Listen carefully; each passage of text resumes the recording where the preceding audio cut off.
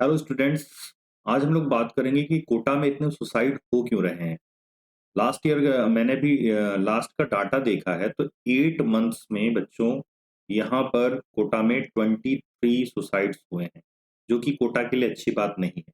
कोटा जैसे well known place के लिए जो कि कंपटीशन के क्षेत्र में अच्छा करता आया है, बहुत सारे इसने सिलेक्शन दिए हैं। कोटा अपने नाम के लिए जाना जाता है बच्चों। यहाँ पर इसने नाम कमाया है बहुत सारे सिलेक्शन देके, न केवल मेडिकल फील्ड में जबकि जेईई में भी इसने बहुत सारे अच्छे सिलेक्शन किए हैं। लेकिन आज ये जाना जा रहा है अपने सुसाइड के लिए।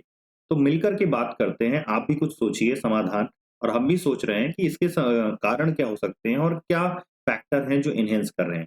इसके बारे में आप अपने दोस्तों से बात कर सकते हैं, आप अपने पेरेंट्स से बात कर सकते हैं, या अपने कलीग से बात कर सकते हैं कि हम इनको कम कैसे कर सकते हैं, खत्म कैसे कर सकते हैं, क्या वो कारण है। तो मुझे जो कारण समझ में आए हैं, मैंने उनको बनाने की कोशिश की है यहाँ पर। आपको कुछ और कारण लग सकते हैं तो आप उन्हें कमेंट में मेंशन कर सकते हैं। मुझे जो सबसे पहला कारण लगता है कोटा में बच्चों को सुसाइड करने का, वो है कोटा का एनवायरनमेंट। कहीं न कहीं बच्चों, कोटा में बच्चों के लिए कोटा का एनवायरनमेंट ही ज़िम्मेदार है सुसाइड कराने के लिए। अब मैं ये ऐसा क्यों कह रहा हूँ? ऐसा मैं इसलिए कह पा रहा हूँ क्योंकि यहाँ पर लाखों बच्चे आते हैं बच्चों तैयारी करने के लिए एवरी ईयर। और कोटा जैसी सिटी में क्योंकि एक निश्चित एरिया ही है जहाँ पर ये कोचिंग्स का मकड़जाल फैला हुआ है, जहाँ पर ये कोचिंग्स इनको पढ़ाती हैं। नो डाउट कोचिंग्स काफ़ी अच्छे हैं, कोचिंग इंस्टीट्यूट्स हैं, फैसिलिटीज़ हैं, बट उसके लिए काफ़ी बड़ा पेमेंट अमाउंट देना पड़ता है छात्रों को, और वो पे भी करते हैं। पे करने के बाद जब वो वहाँ रहना शुरू करते हैं, तो सबसे बड़ी बात क्या होती है? जब रेंट पे रह रहे हैं, जहाँ कहीं भी आस-पास वो निकलते हैं, वहाँ बच्चों का हुजूम ही हुजूम दिखता है।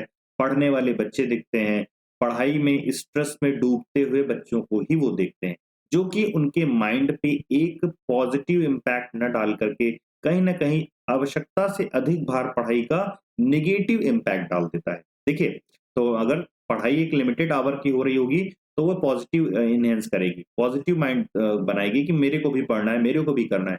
लेकिन जब वो 24 आवर में कहीं भी ऐसे निकलता है, तो बच्चे उनको कहीं न कहीं पढ़ते हुए पार्क में भी अगर बच्चे बैठे हैं, तो वो बुक्स लेकर के ही बैठे हैं, अपना रिवीजन कर रहे हैं, 2 साथी जा रहे हैं, तो आपस में क्वेश्चन करते हुए जा रहे हैं। तो नए नवेले बच्चे पे जो अभी नया-नया आया है, उसके माइंड पे एकदम से एक्स्ट्रा प्रेशर पड़ता है, कि यार मैं तो इनके बीच कहीं भी सर्वाइव नहीं करता। कहीं भी मेरी नॉलेज इनके बीच सर्वाइव नहीं करता, भाई मेरे से तो नहीं हो पाएगा।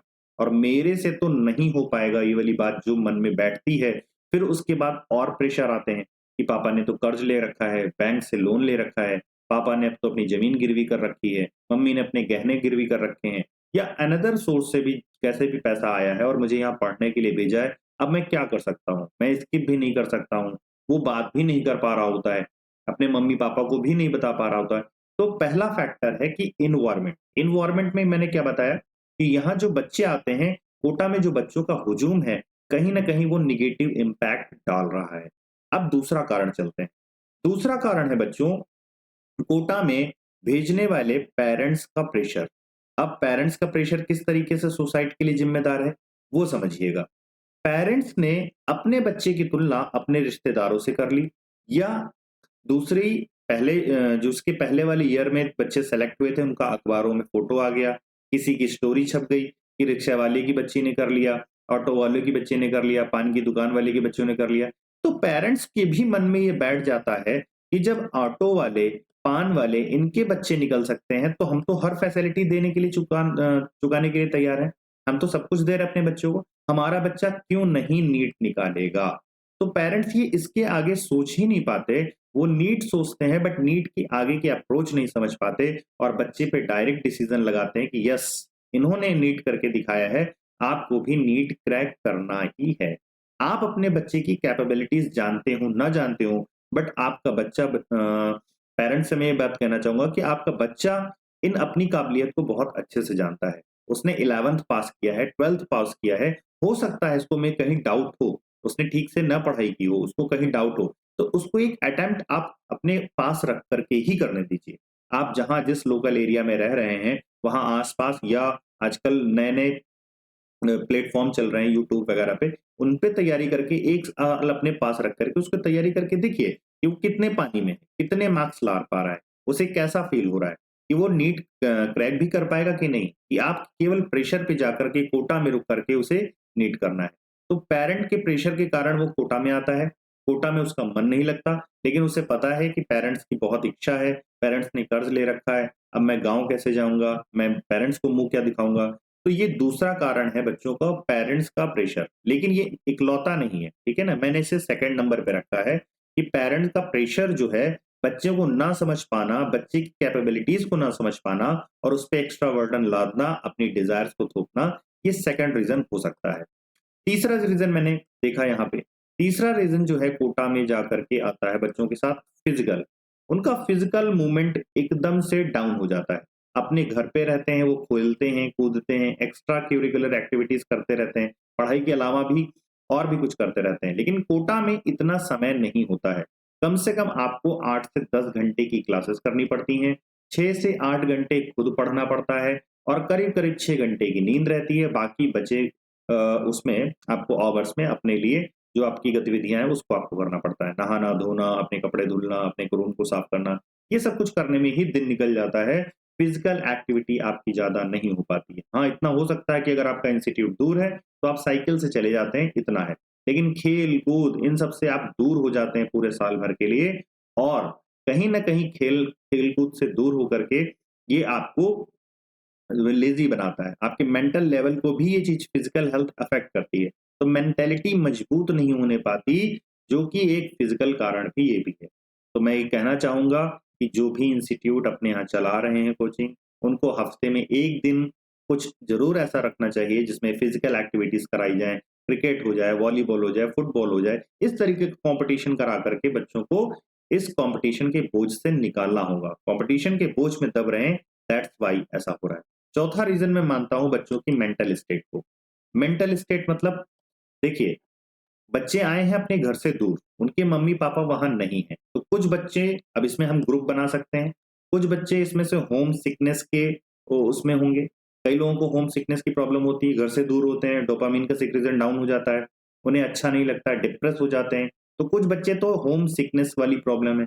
जिनको होम सिकनेस की वाली प्रॉब्लम है, उनमें क्या हो सकता है कि उनकी मम्मी या पापा में से कोई एक लोग उनके साथ रहें, तो उनका हो सकता है कोटा में मन लगे, पढ़ाई में मन लगे। तो इस बात का समस्या का निवारण हो सकता है।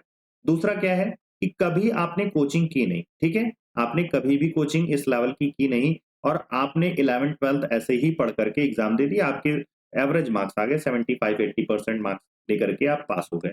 उसके बाद आपने क्या किया कि आप डायरेक्ट कोटा आ गए। अब आप कोटा में देखते हैं कि पहले से जो यहाँ मौजूद बच्चा है, जो कि 6 से 8 महीने से यहाँ प्रिपेयर कर रहा है, दैट्स व्हाई कि उसका कॉम्पिटिशन आपसे कहीं हाई है, उसका मेंटल लेवल कहीं हाई है, उसकी नॉलेज कहीं आपसे ज़्यादा है, उससे आप कंपेयर करने लगते हैं। तो ये जो आपका मेंटल लेवल है, जो आपको ये नहीं बताता कि वो कितने दिनों से यहाँ रुक कर के पढ़ रहा है, उससे आप जाकर के कंपेयर करने लगते हैं, तो आपके अंदर एक लो फीलिंग आ जाती है और लो फीलिंग आते ही आपके अंदर डिप्रेशन एक्टिव हो जाते हैं, न्यूरोट्रांसमीटर जो आपको डिप्रेस करना शुरू करते हैं। अब आप जब डिप्रेस होंगे डिप्रेशन आगे के स्टेट में ले जाता है, दैट इज़ आप गुमसुम होना शुरू करेंगे, अपने बैंड फ्रेंड से बात करना बंद कर देंगे। पेरेंट्स को भी केवल इतना बोलेंगे आप कि हाँ, सब ठीक चल रहा है, सब ठीक चल रहा है। तो पेरेंट्स दूर हैं आपसे, पेरेंट्स को भी लगता है कि हाँ, सब ठीक ही चल रहा होगा और फिर एक दिन यही मेंटल स्टेट बच्चों को ले जाती है सुसाइड करने में। बच्चे यहाँ सुसाइड कर लेते हैं। तो आखिर वो कौन-सी चीज़ें हैं जो नीट को क्रैक करने से पहले ही बच्चों को तोड़ रही हैं, बच्चों का मेंटल स्टेट तोड़ रही हैं, जबकि एज़ अ डॉक्टर सोचिए डॉक्टर क्या इतना कमज़ोर हो सकता है? फ्यूचर का डॉक्टर आज इतना कमज़ोर हो सकता है कि फांसी लगा ले?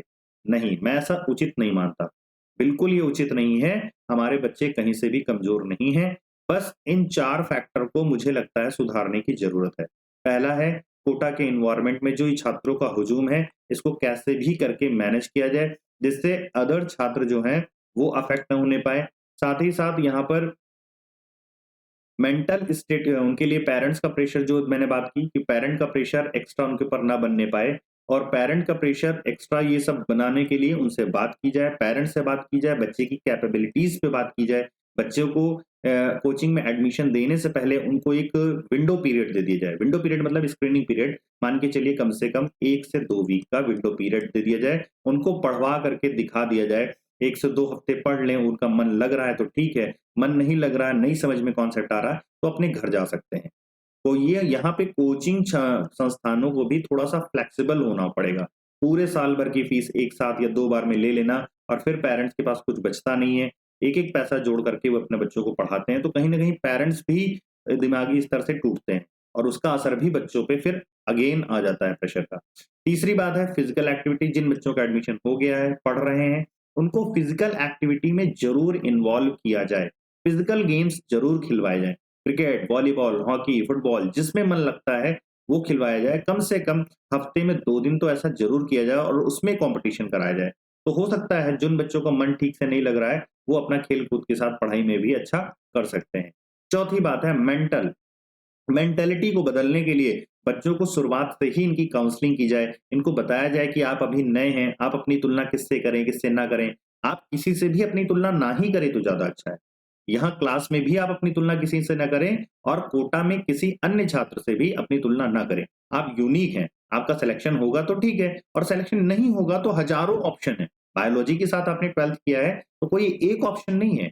बहुत सारे ऑप्शन हैं जिनसे आप मेडिकल फील्ड में ही बेटर कर सकते हैं। आप रिसर्च में जा सकते हैं, आप अनेक अनेक विधि हैं जिससे आप आगे बायोलॉजी से अच्छा कर सकते हैं। आप ऑडियोलॉजिस्ट हो जा सकते हैं, आप किसी ट्रेनिंग सेंटर में रिसर्च इंस्टीट्यूट में जा सकते हैं।